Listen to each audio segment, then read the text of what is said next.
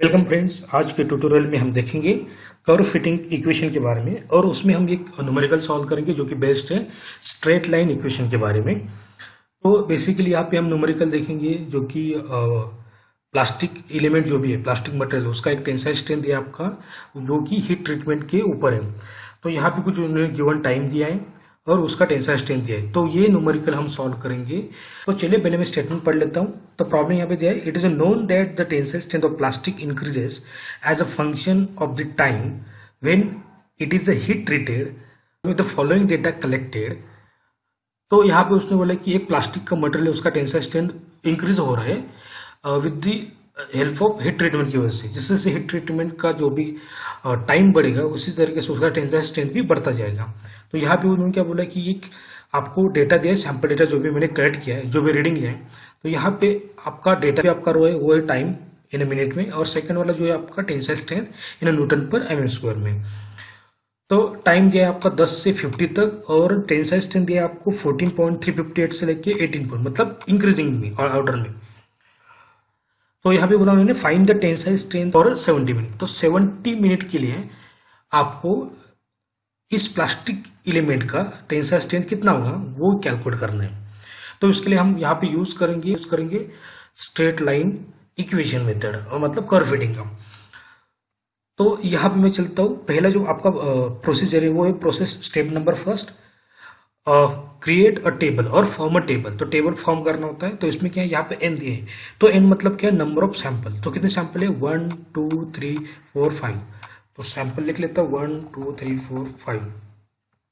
Okay, और ये last वाला जो है यहाँ पे लिखता हूँ मैं सम।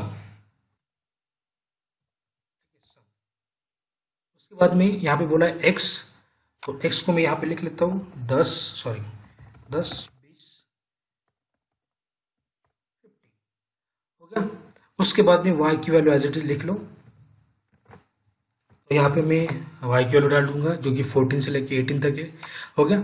अब इसके बाद में यहाँ पे सम अप्लाई कर दूंगा। तो सम कैसे अप्लाई करूंगा, is equal to summation from 1 to 5 तक, जो भी आपका एलिमेंट होगा, सैंपल होगा वहां। यहाँ से आप ले लो, सेलेक्ट करो और ड्रैग करो अप टू लास्ट पॉइंट।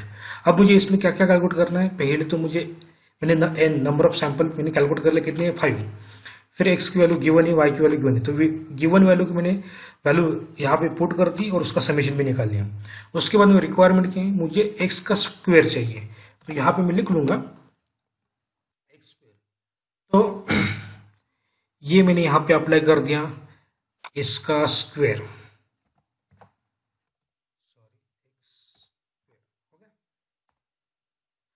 इसके बाद में यहाँ इसको मैंने यहाँ से कर दिया ड्रैग यहाँ तक, ये हो गया। अब यहाँ पे मुझे पुट करना है x मल्टीप्लाई विथ y, और यहाँ से इसको कर दिया ड्रैग अप टू 5 तक। अब देखो ये जो न्यूमेरिकल हमने लिया यहाँ पे, ये 10 मिनट मतलब सैंपल रीडिंग 1 से लेके रीडिंग 5 तक, जो कि आपका टाइम होता है 10 मिनट से लेके 50 मिनट तक, मतलब 0 to 50 से। तो उसके लिए यहाँ पे टेंसाइल स्ट्रेंथ उसका क्या हो रहा है कि बढ़ता जा रहा है।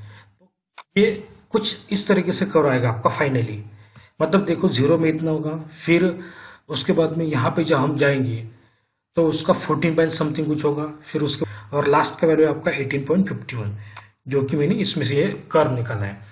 तो इसी तरीके से कर्व बढ़ेगा। लेकिन यहाँ पे पूछा क्या हमें कि टेंसाइल स्ट्रेंथ आफ्टर 70 मिनट के लिए, एट अ 70 मिनट के लिए टोटल आपकी स्ट्रेंथ कितनी होगी, मतलब जो कुछ यहाँ पे आएगी 19 या 20 के आसपास, तो वो निकालनी है मुझे। ठीक है, तो यहाँ तक तो मेरा ये प्रोसेस नंबर फर्स्ट होगा। अब स्टेप नंबर सेकंड में जाऊंगा।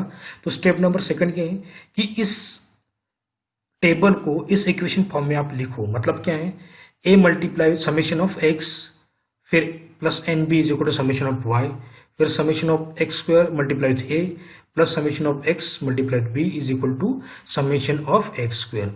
तो ये तो ऑलरेडी गिवन है यहाँ पे देखो। तो यहाँ पे मैं क्या करूंगा, इसी तरीके से इस इक्वेशन को यहाँ पे मैं लिख लूंगा, दोनों इक्वेशन को। एक यहाँ पे लिखूंगा मैं, और इक्वेशन नंबर फर्स्ट है x समेशन है x मत की वैल्यू कितनी है 150, यहाँ पे x प्लस उसके बाद में n की वैल्यू कितनी है 5, b इज इक्वल टू कितना है y, समेशन ऑफ y है 83.934, 83.934 हो गया। उसके बाद में यहाँ पे एक्स स्क्वायर ये वैल्यू, तो यहाँ पे आएगी आपकी समेशन ऑफ एक्स स्क्वायर की वैल्यू है 5500 एक्स,